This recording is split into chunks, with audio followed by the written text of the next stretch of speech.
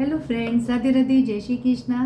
देखिए, आज की डेट में सीधा होना क्या आपकी नज़र में कितना अच्छा माना जाता है? मतलब ज़्यादा सीधा होना ज़्यादा अच्छा है कि नहीं है? मेरे ख्याल से देखिए, सबका इंसान का नेचर अलग अलग होता है।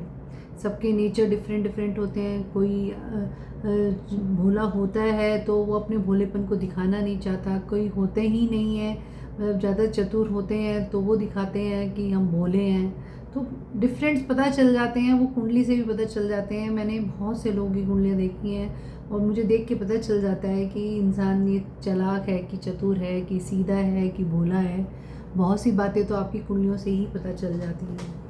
मेरे ख्याल से इंसान का भोला होना, दिल से भी भोला होना बहुत वरदानी होता है। वो परमात्मा का सबसे ज़्यादा प्यारा इंसान होता है जो दिल से और मन से हर तरीके से भोला होता है।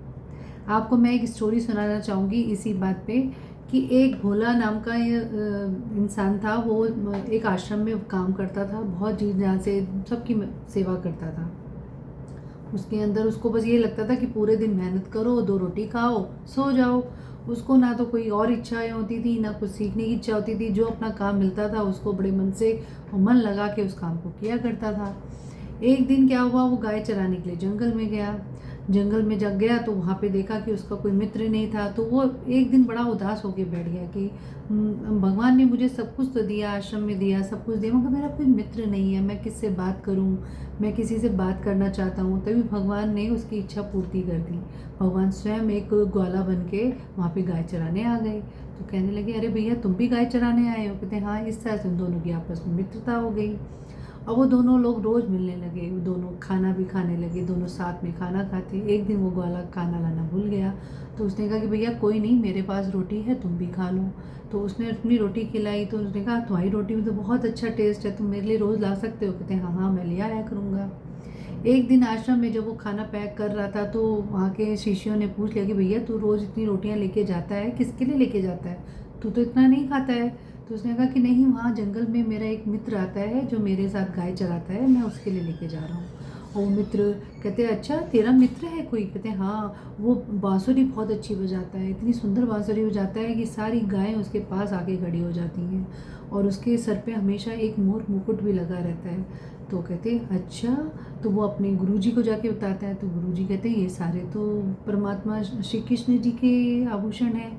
जब कहते हैं चल ठीक है, तू अगर अपने मित्र से मिलवाने के लिए उन्हें आश्रम में लेके आना।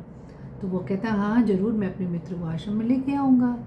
तो एक दिन वो जब उसे जंगल में वो अपना मित्र मिलता है तो उसे कहता है, यार कि तुमसे ना मेरे गुरुजी मिलना चाहते हैं और गुरुजी ने मैं आपको पहली बार कोई काम दिया है तो तुम्हें मेरे साथ चलना पड़ेगा। तो उन्होंने कहा नहीं नहीं भैया, मैं किसी से मिलने नहीं जाता हूँ, मैं यहीं रहता हूँ। कहते नहीं नहीं, तुम्हें मिलने जाना पड़ेगा। तो कह रहे नहीं यार, मैं नहीं मिल पाऊँगा, मैं सिर्फ तुमसे मिलता हूँ, मुझे तुम बहुत अच्छे लगते हो, तुमसे बातें करना मुझे अच्छा लगता है और किसी से मेरा मिलने का मन नहीं है। तो कहते अच्छा, तुम नहीं मिलोगे तो मैं तुम्हारे लिए रोटी लाना बंद कर दूंगा, मैं तुमसे बात भी नहीं करूँगा।